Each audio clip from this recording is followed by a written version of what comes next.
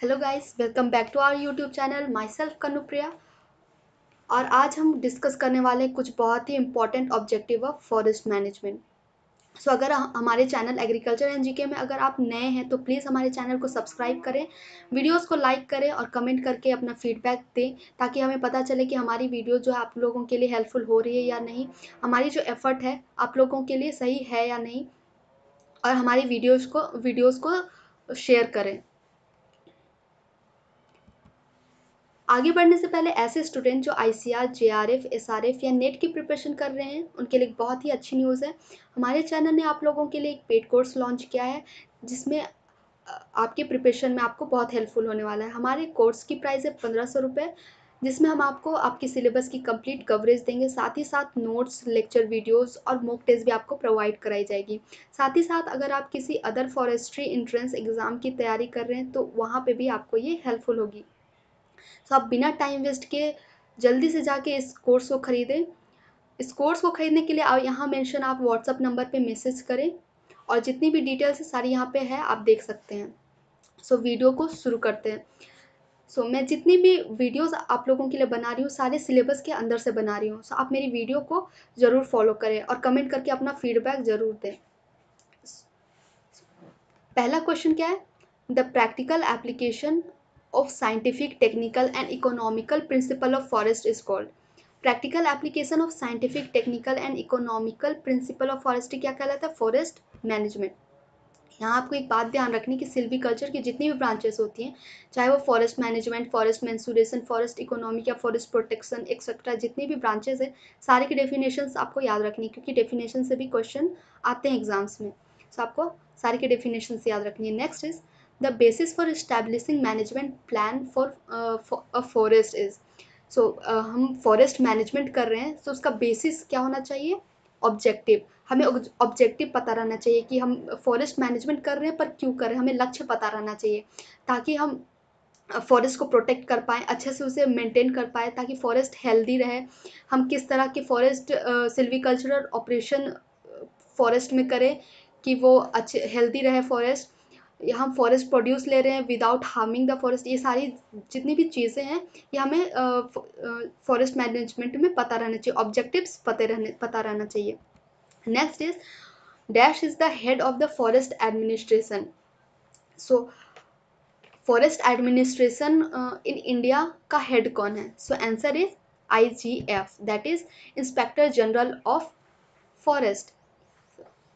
तो administration of India in India की जो हायरार्की होती है वो आपको याद रहनी चाहिए। हायरार्की आपको फॉरेस्ट एडमिनिस्ट्रेशन ऑफ इंडिया की हायरार्की आपको पता रहना चाहिए। सो यहाँ पे आप लोगों के लिए मैंने हायरार्की मेंशन की है। सो ये आपको, आप इसे देख ले, वीडियो को पॉज करें, स्क्रीनशॉट ले लें या फिर आप नोट डाउन कर लें।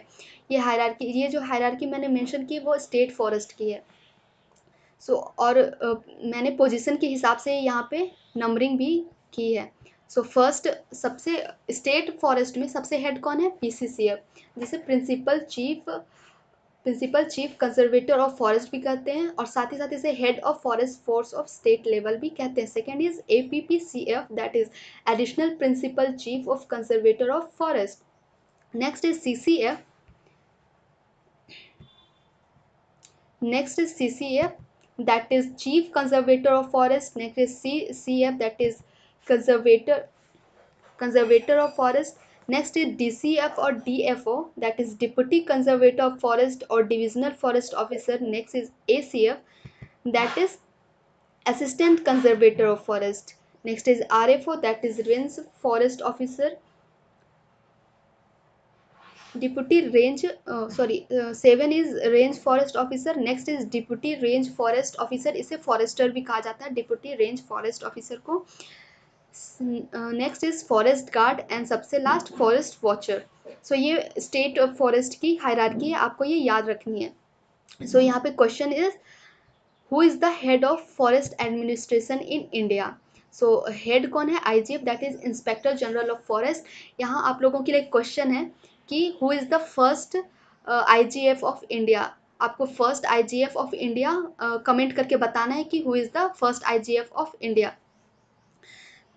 Next is who is the kingpin of forest administration in India? Forest administration की जो स्तंभ है वो क्या है, कौन है? DFO, that is divisional forest officer, kingpin of forest administration. Next is primarily a person engaged in the profession of forestry is called. So primarily a person engaged in profession of forest, that is forester. Next is reserve forest are constituted under. So reserve forest are constituted under Indian Forest Act 1927. सो यहाँ पे act और policy की बातें हैं. सो act और policy में confuse generally सब हो जाते हैं, सो यहाँ कंफ्यूज नहीं होना है. Forest act, Indian forest act जो है 1927 में बना था. और एक पॉलिसी है जो फर्स्ट फॉरेस्ट पॉलिसी कब है? 1894. कब की है? 1894, दैट इज बिफोर इंडिपेंडेंस. सो उसे 2 बार रिवाइज्ड किया गया. फर्स्ट फॉरेस्ट पॉलिसी 1894 में बनी, फिर उसे रिवाइज्ड किया गया 1952 में, दैट इज आफ्टर इंडिपेंडेंस. और सेकेंड बार उसे रिवाइज्ड किया गया 1988, जो अभी भी चला आ रहा है, 1988 पॉलिसी. सो आपको कंफ्यूज नहीं होना है एक्ट और पॉलिसी में. Next is a written scheme of management aiming at continuity of policy controlling the treatment of forest is called. So answer is working plan. Working plan के बारे में मैंने आपको मेरी पिछली वीडियो में भी बताया है कि वर्किंग प्लान क्या है. वर्किंग प्लान एक डॉक्यूमेंट है जिसमें फॉरेस्ट को कैसे मैनेज करना है, कि उसमें कैसे ऑपरेशन, सिल्वीकल्चर ऑपरेशन देने, कौन से सिल्वीकल्चर सिस्टम देने हैं पर्टिकुलर फॉरेस्ट में. सो ये जितनी भी फॉरेस्ट मैनेजमेंट की बातें हैं वो वर्किंग प्लान में होती है, और ये 10 साल के लिए बनती है. So written scheme of management aiming at continuity of policy controlling the treatment of forest is called forest plan. Next is what is the main territorial division of forest. So territorial division of forest का what is the main territorial division of forest. तो forest को बहुत सारे category में classify किया जाता है. Climatic basis पे, फंक्शनल बेसिस पे, लीगल बेसिस पे, एडमिनिस्ट्रेटिव बेसिस पे, मैनेजमेंट बेसिस पे, और टेरिटोरियल बेसिस पे. So territorial division, main territorial division of forest क्या है? ब्लॉक. ब्लॉक क्या है? कि फॉरेस्ट जो है बहुत बड़ा होता है, तो हम किसी भी फॉरेस्ट को उसके प्रोटेक्टिव और एग्जीक्यूटिव वर्क के लिए उसे ब्लॉक में डिवाइड कर देते हैं. फॉरेस्ट इतना बड़ा है कि उसे मैनेज करना थोड़ा मुश्किल होता है, सो हम उसे ब्लॉक में डिवाइड कर देते हैं, जिसमें हर ब्लॉक में उसकी एक क्लियर कट बाउंड्रीज होती है with numbered pillars. Her block में उसकी क्लियर कट बाउंड्रीज होती है विथ नंबर्ड पिलर, और साथ ही उसका एक लोकल प्रॉपर नेम होता है, उसे ब्लॉक कहते हैं. So block is the main territorial division of forest. Next is the smallest permanent working plan unit. Smallest permanent working plan unit. So अब ब्लॉक हो गया. ब्लॉक को भी सेवरल कंपार्टमेंट में डिवाइड किया जाता है, और ये कंपार्टमेंट क्या है? Smallest permanent working plan unit. Compartment भी टेरिटोरियल यूनिट का एक पार्ट है जो स्मॉलेस्ट और परमानेंट होता है. सो smallest permanent working plan unit is compartment. Next is based on territorial classification which forest is temporary in nature. Territorial classification में कौन सा ऐसा यूनिट है जो टेम्पररी होता है? दैट इज सब कंपार्टमेंट. अगर हम ब्लॉक को डिवाइड किया कंपार्टमेंट में अगर फॉरेस्ट जो है वो यूनिफॉर्म नहीं है, बहुत वेरिएशन है उसमें कंपार्टमेंट में, तो हम उसे एक सब कंपार्टमेंट में डिवाइड करते हैं. सब कंपार्टमेंट में ये टेम्पररी इन नेचर भी होता है और परमानेंट भी होता है. सो यहाँ पे पूछ रहा है कि टेरिटोरियल क्लास में which is forest is temporary in nature, so sub compartment. Next is Dash is the smallest functional territorial unit and is the foundation of Indian Forest Administration. Indian forest administration का जो smallest functional territorial unit है क्या होता है? Beat. जो मैंने आपको hierarchy बताई, उसमें जो लोएस्ट एडमिनिस्ट्रेशन यूनिट है उसे बीट कहते हैं. Next is what is the tool of forest management. What is the tool of forest management. So of course it is a working plan unit, क्योंकि वर्किंग प्लान में ही सारी details रहती हैं कि हमें फॉरेस्ट को मैनेज कैसे करना है. So tool of forest management is working plan. Next is the material that a forest can yield annually or periodically in perpetuity is called. सो हमें फॉरेस्ट जो हमें प्राप्त हो रहा है या यील्ड जो हमें मिल रहा है फॉरेस्ट से एनुअली और पीरियोडिकली, जो लॉन्ग लास्टिंग है, तो वो फॉरेस्ट प्रोड्यूस वो या तो वो फॉरेस्ट यील्ड क्या कहलाएगा, सस्टेनेबल यील्ड जो लॉन्ग लास्टिंग है या लंबे समय तक के लिए हमें जो यील्ड मिल रहा है वो sustain yield. Next is the concept of progressive yield originally advocate by. So concept of progressive yield किसके द्वारा दिया गया है, हार्टिग के द्वारा. हार्टिग. सो प्रोग्रेसिव यील्ड क्या है, प्रोग्रेसिव यील्ड में सॉइल और क्रॉप की प्रोडक्टिविटी देखी जाती है. सॉइल और क्रॉप की प्रोडक्टिविटी, अगर अगर प्रोग्रेसिव यील्ड में अगर कोई फॉरेस्ट जो है वो अगर इन्फीरियर है तो हम उसे कैसे अच्छा बना सकें, by replacement of that original inferior forest by valuable forest species. फिर बहुत सारे इसमें बहुत तरीके से इसे इन्हांस किया जाता है, फॉरेस्ट को इनरिच बनाया जाता है. सो प्रोग्रेसिव यील्ड में मेन जो है productivity of soil and crop को लिया जाता है. Next is the concept of progressive yield envisages raising. So अभी मैंने आपको बताया क्या होगा, productivity of soil and crop. इसमें हम सॉइल और क्रॉप दोनों को लेते हैं, not only productivity of soil and not only the productivity of crop, both productivity of soil and crop ये हमें लेते हैं. Next is an age class with 1 year as the interval. So age class with 1 year as the interval is called age gradation. Age gradation क्या है, किसी भी area में अगर एक से ज़्यादा एज के ट्री हो तो वो एक सीरीज बनाते हैं. सो उस सीरीज को एज ग्रेडेशन कहते हैं. किसी भी एरिया में एक से ज़्यादा एज के ट्री हो तो वो एक सीरीज बनाते हैं, that is called age gradation. Next is the period which a forest crop takes between its formation and final felling is known as. So period which a forest crop takes between its formation and final failing is known as rotation.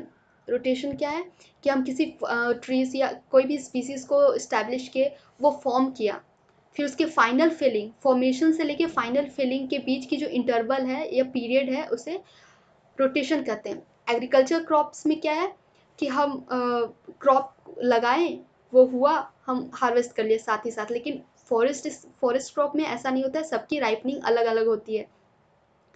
किसी species की 10 साल होगी, किसी species की 20, किसी की 120 years भी हो जाती है उसके जो फॉर्म होने की जो पीरियड है. सो फॉर्मेशन से लेके फाइनल फेलिंग तक की जो पीरियड है वो रोटेशन और प्रोडक्शन पीरियड कहलाता है. Next is the term rotation strictly speaking is correctly applicable to. So rotation strictly किस पे एप्लीकेबल होता है, रेगुलर क्रॉप. रेगुलर क्रॉप क्या है, इवन एज्ड, एक ही एज के जो क्रॉप होते हैं उसे रेगुलर क्रॉप कहते हैं. Next is physical rotation is applicable to. Physical rotation is applicable to protection, amenity forest या रोड साइड एवेन्यू. सारे जगह पे जो रोटेशन होते हैं वो फिजिकल रोटेशन होते हैं. फिजिकल रोटेशन क्या है, फिजिकल रोटेशन में ऐसे स्पीसीज को रखा जाता है, जो it is the rotation which coincide with the natural lease of life of a species in a given site. So it coincide with the natural lease of life of species, that is physical rotation. So physical rotation इन तीनों जगह पे जो है applicable है. So answer is D, all of the above. Next is silviculture rotation में be useful in forest management primarily for. So rotation की भी बहुत सारे जो हैं टाइप होते हैं. उसमें फिजिकल रोटेशन है, एक है सिल्वीकल्चर रोटेशन। सो सिल्वीकल्चर जो है, सिल्वीकल्चर रोटेशन किस में यूजफुल है? Both aesthetic and recreational purpose. So answer is C, that is A and B. Silviculture rotation क्या है? इसमें ऐसे स्पीसीज आते हैं जिसमें उस दैट सेटिस्फाई, ऐसे species that retain satisfactory growth, satisfactory vigour of growth and reproduction on a given site. वो जो है अपने उस किसी भी स्पीसीज की ग्रोथ या रिप्रोडक्शन को सेटिस्फाई कर जाने चाहिए उस पर्टिकुलर प्लेस पे, वो कहलाता है सिल्वीकल्चर रोटेशन। सो ये एस्थेटिक और रिक्रिएशनल पर्पस में जो है यूजफुल है। Next is pulp and paper industry favour adaptation for which type of rotation? So pulp और पेपर इंडस्ट्री जो है किस टाइप के रोटेशन को अडेप्ट करता है? Rotation of maximum volume production.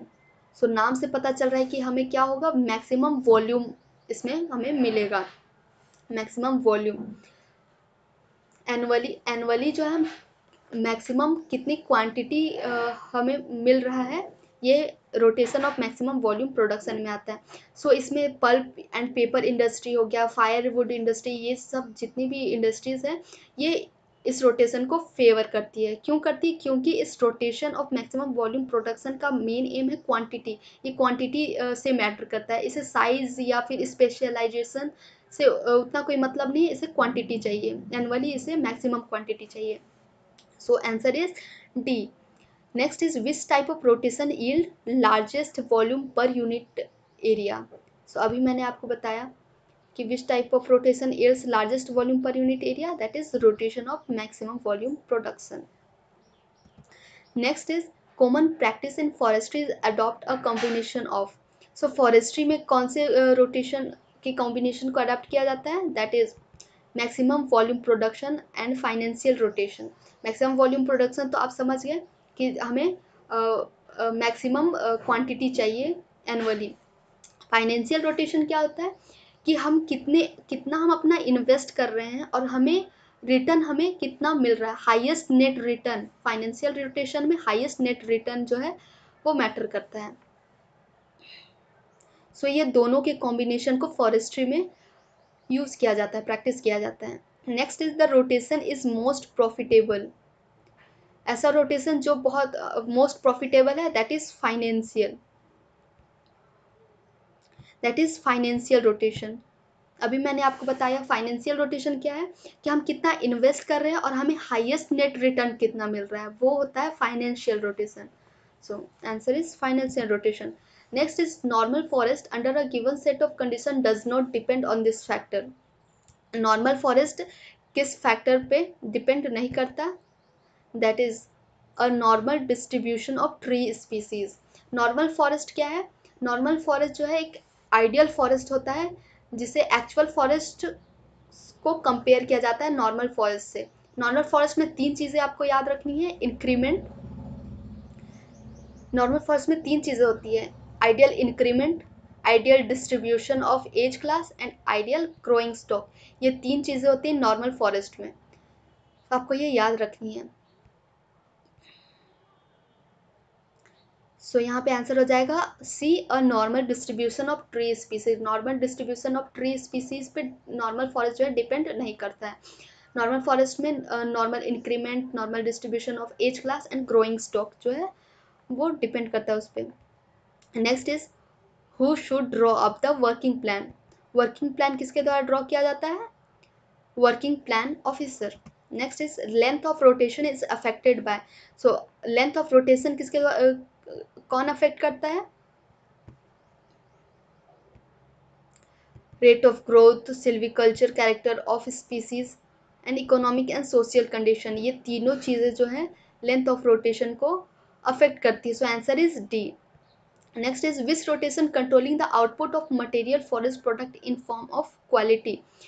सो ऐसा रोटेशन जो क्वालिटी पे, क्वालिटी उसे चाहिए, ऐसा रोटेशन जिसमें क्वालिटी चाहिए फॉरेस्ट की या स्पीसीज, ट्री स्पीसीज की, तो क्या होगा? सिल्वीकल्चर और फिजिकल रोटेशन। इन दोनों रोटेशन में जो है क्वालिटी, हमें फॉरेस्ट की क्वालिटी चाहिए। अच्छे क्वालिटी के फॉरेस्ट जो है, ट्री स्पीसीज जो है, हमें इस रोटेशन में मिलने चाहिए. So answer is A and B.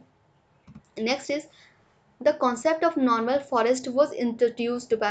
So concept of normal forest is introduced by a German forest. Normal forest की कॉन्सेप्ट किसके द्वारा दिया गया है? जर्मन फॉरेस्टर के द्वारा. Next is the CVP index developed by Patterson indicates. CVP index क्या है? CVP इंडेक्स जो है ये इंडिकेट करता है कि कोई भी एरिया का कितना पोटेंशियल है कि कोई भी वेजिटेशन ग्रोथ उसका उसमें कितना हो पाए. मतलब it indicates how potential the area is with respect to its vegetation growth according to the climate. ये इंडिकेट्स क्या करता है? Site productivity. कोई भी एरिया जो है कितना पोटेंशियल रखता है किसी भी वेजिटेशन ग्रोथ का. सो answer is site productivity. Next is a favorable balance between timber growth and harvest, that is growth equals or exceed harvest is referred to as. So answer is sustainable yield timber growth. Sustainable yield timber growth में क्या होगा कि जो timber की growth है और उसकी जो हार्वेस्टिंग जो होगी वो या तो इक्वल होनी चाहिए या तो फिर एक्सीड करनी चाहिए. एक्सीड हार्वेस्ट होना चाहिए. सो ये कहलाता है sustainable yield timber growth. Next is what is the percentage of forest owned by Indian government. So 95% of forest owned by Indian government. Next is the regeneration survey have scale of. So forest management में जितनी भी scales होती हैं आपको वो याद रखनी है. सो यहाँ 2-3 स्केल्स मैंने मेंशन की है. आप जितनी भी स्केल्स होती है वो आप याद रखना. So the regeneration survey have scales of both A and B, that is 1:5,000 and 1:4,000, both A and B. Regeneration survey की स्केल होती है 1:5,000 and 1:4,000. The scale of working plan map की स्केल क्या होता है? 1:50,000. Next is the scale of forest type is. So scale of forest type का क्या होगा? 1:5,000. सो आपको स्केल्स जो है याद रखने हैं. Next is the term capital in forest management usually refers to. So हम forest management capital term use करते हैं. कैपिटल क्या इंडिकेट करता है? Growing stock. ग्रोइंग स्टॉक क्या है? कोई भी एरिया में बहुत सारे ट्रीज होते हैं. सारे ट्रीज स्पीसीज को मिला के ग्रोइंग स्टॉक कहलाता है. सो हम कैपिटल जो यूज करते हैं फॉरेस्ट मैनेजमेंट में वो ग्रोइंग स्टॉक को इंडिकेट करता है. Next is basic prerequisites to achieve the objective of sustained yield is. So sustained yield achieve करने के लिए शर्त क्या है? शर्तें उसमें है कि नॉर्मल इंक्रीमेंट होना चाहिए उस फॉरेस्ट में, एज ग्रेडेशन होना चाहिए, ग्रोइंग स्टॉक होना चाहिए. सो ये 3 चीज़ें जो हैं ये होनी चाहिए सस्टेनेबल यील्ड के लिए. So answer is D, all of the above. Normal increment, age gradation, growing stock. Next is the commonly used reducing factor in India. So commonly reducing factor in India is area. Area is the commonly used reducing factor in India. Next is standard length of log except the last section is. So standard length of log except the last section is 3 meter. 3 meter is the standard length of log. Next is which type of rotation is most favorable for natural reproduction. So answer is silviculture rotation. Silviculture rotation में क्या होता है? Natural reproduction. silviculture rotation is favorable for natural reproduction. Next is which social forestry program is purely managed by private effort. So ये सारी जितनी भी 4 चीज़ें हैं, that is farm forest, community forest, rehabilitation of degraded forest area, urban forestry, ये जितनी भी चीज़ें हैं ये सारे social forestry के प्रोग्राम हैं। सो इनमें से कौन सा प्राइवेट एफर्ट्स द्वारा मैनेज किया जाता है? Farm forest. बाकी ये तीनों चीज़ें, community forest, rehabilitation degraded forest area या अर्बन फॉरेस्ट्री, ये सम एडमिनिस्ट्रेटिव बॉडीज के द्वारा जो है मैनेज किया जाता है। Farm forestry is manage by private effort. Next is which forestry practice is not included in the scope of forestry.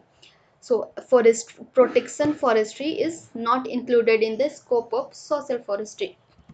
Next is TAP program in Tamil Nadu was funded by.